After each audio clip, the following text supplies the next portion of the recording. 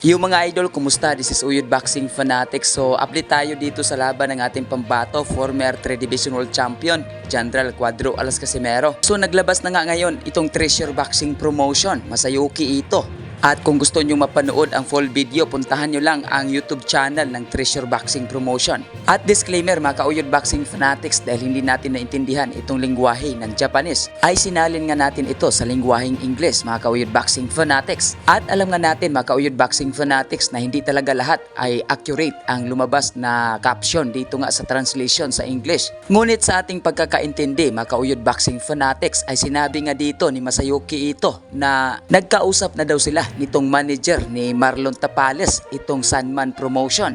At base sa aking personal na pagkakaintindi dito sa video mga ka-Uyod Boxing Fanatics ay hindi pa naman ito official na pag-anunsyo ng TBP Promotion na talagang itong si Marlon Tapales ang makakalaban ni Cuadro Alas Casimero. Ngunit kung matuloy man na itong si Marlon Tapales talaga ang itapat nila dito kay Cuadro Alas Casimero ay magandang laban din ito.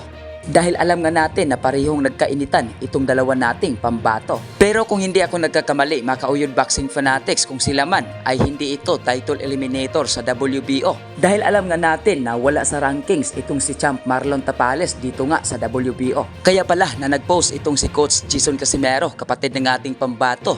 Thanks to my promoter, announcement soon for my next upcoming tune-up fight. Dahil kung hindi ako nagkamali mga ka-Uyod Boxing Fanatics, kung itong si Champ Marlon Tapales talaga ang ilaban dito kay Cuadro Alas Casimero ay panigurado hindi ito WBO title eliminator. So kaya pala tinawag ito ni Coach Jason Casimero, kapatid ng ating pambato at head coach niya, na tune-up fight ang laban na ito. So ano masasabi nyo sa video na ito mga ka-Uyod Boxing Fanatics? So ano sa tingin nyo kung magkaharap na itong dalawa nating pambato sa ibabaw ng luna? Sino sa tingin nyo ang magwawagi? So paki-comment sa baba kung ano ang opinion nyo at komento sa video na ito ng ating mapupusuan. At huwag kalimutan mag-like, mag-share at mag-subscribe dito lang sa nag-iisang channel, Uyod Boxing Fanatics.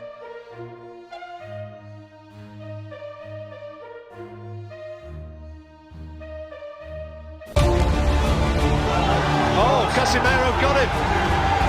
He's got him with a now. He's given it. He's got him with a body shot. Was it? No. And he's in trouble. It's all over the place. He's in real trouble. He's got to buy some time here and make Casimero miss. Casimero needs to pick his punches, and he can't find the clean shot, and he falls down. Is he okay? Casimero wants to finish it right here, right now, and finish. Yo! Cuadro Alas 3-time World Champion ng angas ng Pinas, Batang Ormoc, General Casimero. Guys, kung bago lang kayo sa YouTube channel na to, Uyod Boxing Fanatics, so ano pa hinintay nyo? Mag-subscribe na! Let's go!